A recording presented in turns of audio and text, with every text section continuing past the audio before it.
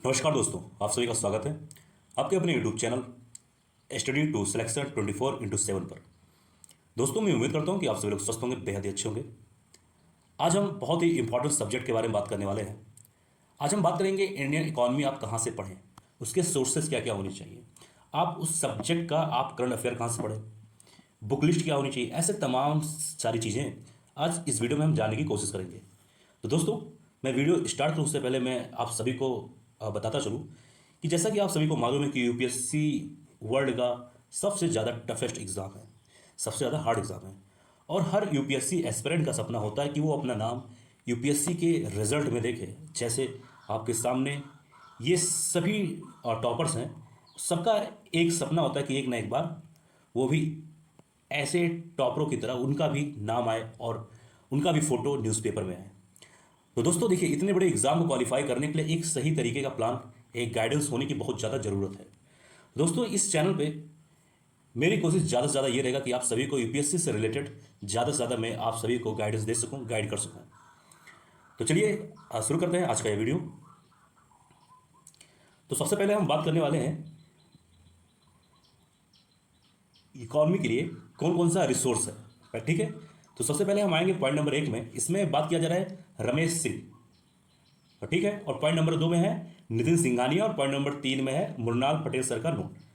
बहुत सारे बच्चे इन्हीं तीनों सोर्सेज में कंफ्यूज रहते हैं और उनका ज़्यादा वक्त, ज़्यादा टाइम इन सोर्सेज को कौन सा वो एग्ज़ाम के लिए पढ़ें, इन्हीं कामों में ज़्यादातर वक्त उनका निकल जाता है और उनके हाथ में बहुत ही कम समय बचता है। तो आज मैं इन सभी से रिलेटेड सारे कन्फ्यूज़न इस वीडियो में मैं आपका दूर करने वाला हूँ। तो देखिए, रमेश सिंह सर का बुक या फिर नितिन सिंघानिया सर का बुक, दोनों बुक में से कोई एक बुक आप चूज़ करिए। दोनों बुक चूज़ करने की गलती आप कभी भी मत करिएगा। मैं आपको यहाँ पे वार्न कर रहा हूँ कि आपको दोनों बुक में से कोई एक बुक चूज़ करने की ज़रूरत है। दोनों बुक चूज़ करने की ज़रूरत नहीं है। बहुत सारे बच्चे ज़्यादा पढ़ने के चक्कर में समझते हैं कि ज़्यादा बुक पढ़ूंगा तो ज़्यादा नंबर आएगा। ऐसा कुछ नहीं होता है।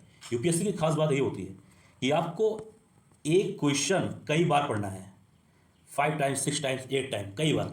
लेकिन एक क्वेश्चन को 5 टाइम्स पढ़ना है, 5 क्वेश्चन को 1 टाइम से नहीं पढ़ना है। शायद आप सभी लोग समझ चुके होंगे कि मैं क्या बोलना चाहता हूं, ठीक है।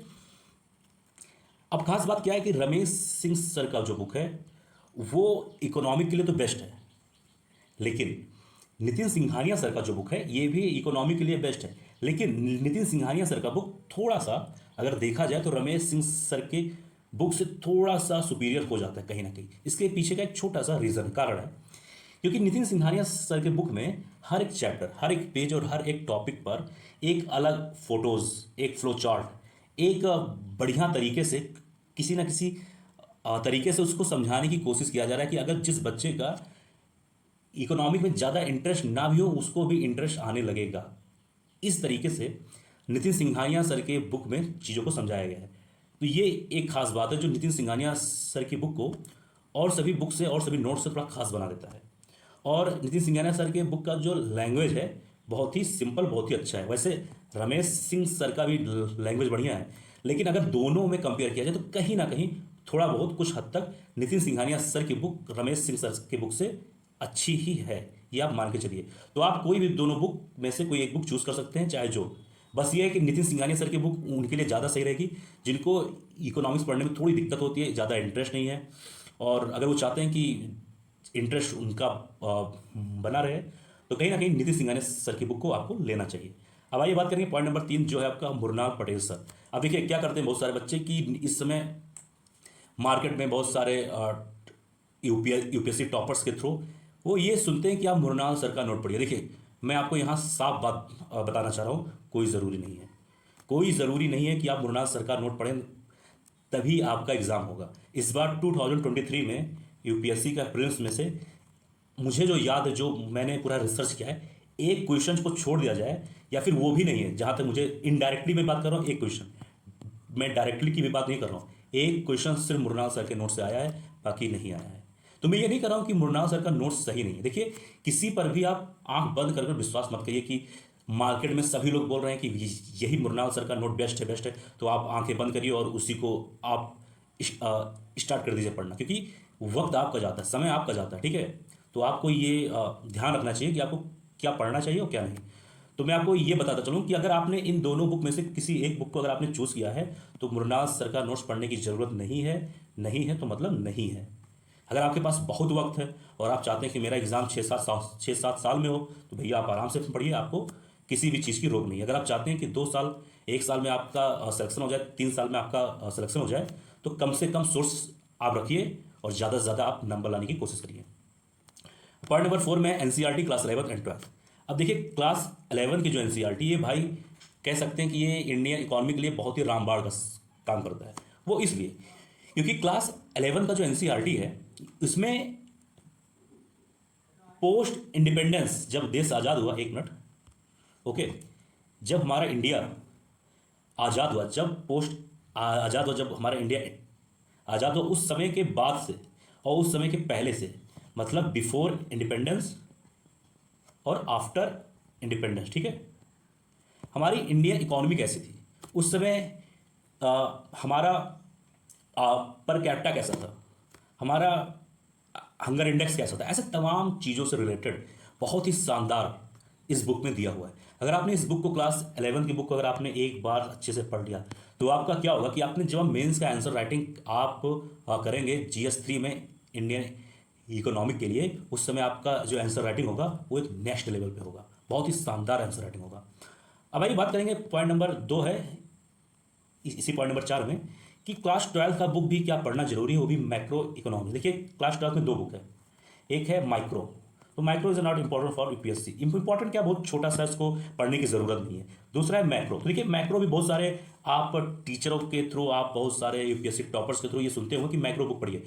देखिए टाइम है थोड़ा बहुत तो बिल्कुल बेशक पढ़ लीजिए, क्योंकि 80 to 100 पेज है, कोई बहुत बड़ी चीज़ नहीं। एक दिन में आप, 2 दिन में आप मैक्सिमम टू मैक्सिमम बड़े आराम से उस बुक को पढ़ सकते हैं। लेकिन क्या है कि उस बुक को अगर आपने मान लीजिए स्किप कर दिया, नहीं भी पढ़ा, तो कोई लॉस नहीं होने वाला, क्योंकि ये सारे कंटेंट अच्छे लैंग्वेज में बढ़िया तरीके से इन दोनों बुक में दिया हुआ है, समझाया गया है बढ़िया एक्सप्लेन करके, ठीक है।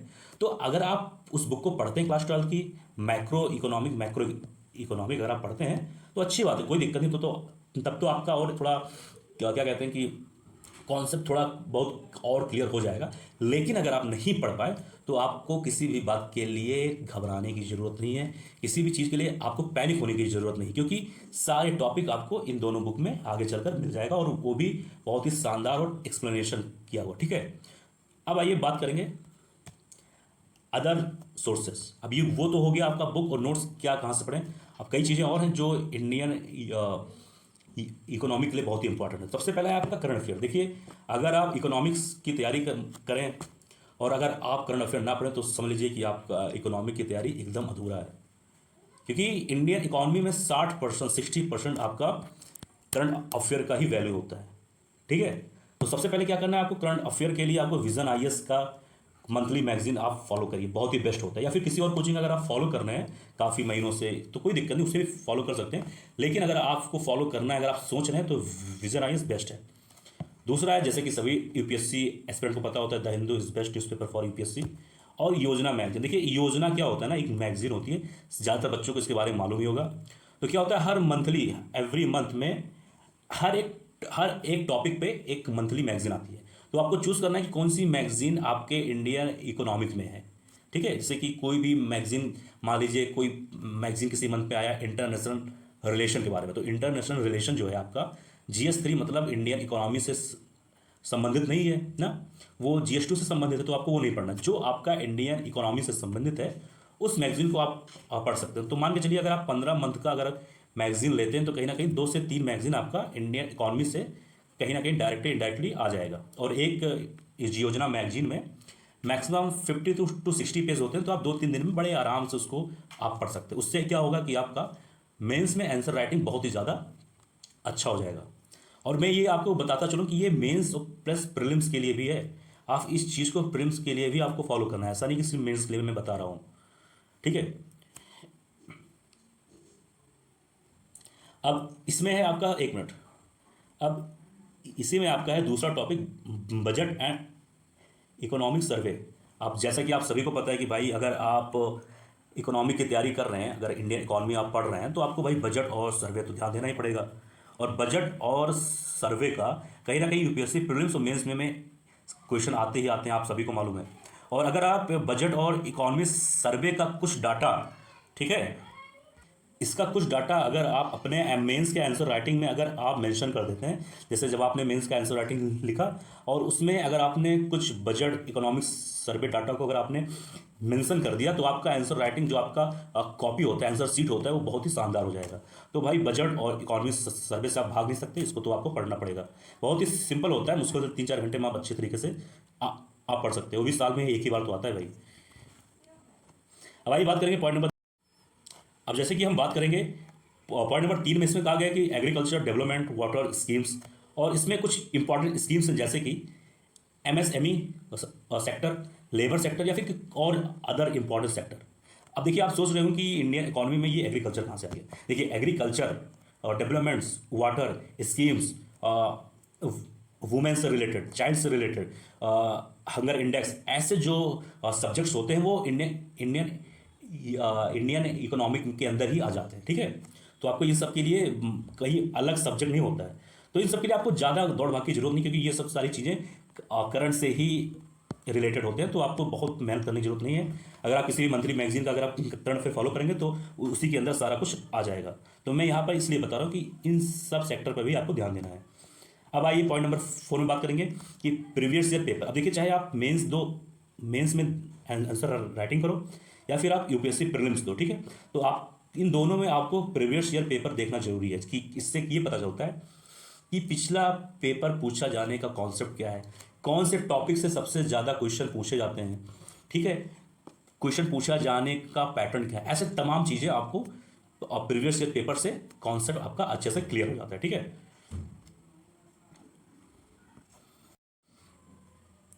तो दोस्तों, यह था आज का हमारा वीडियो। आई होप आप सभी को यह वीडियो बहुत पसंद आया होगा, और इस वीडियो को अपने दोस्तों के साथ आप जरूर शेयर करिए, हमारे चैनल को सब्सक्राइब करिए, लाइक करिए।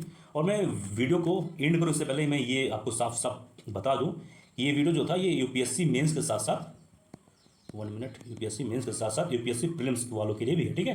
तो आपको भागने की जरूरत नहीं। और जो मैंने आपको ये कंटेंट बताया है, कि जैसे कि अभी मैंने एक बात बताया कि आपको कि मुरनाल सर का नोट पढ़ने की कोई ज़रूरी नहीं है, मैं आपको बार बता रहा हूँ कि आपको मार्केट या भीड़ में भागने की जरूरत नहीं है, आपको मार्केटिंग की जरूरत नहीं है। तो मैं जो बताया वो सही है, तो इसको आप चीज़ को ध्यान दीजिएगा। तो दोस्तों, मिलते हैं आपसे किसी और वीडियो में। आप स्वस्थ रहें, अच्छे रहें। जय हिंद, जय भारत।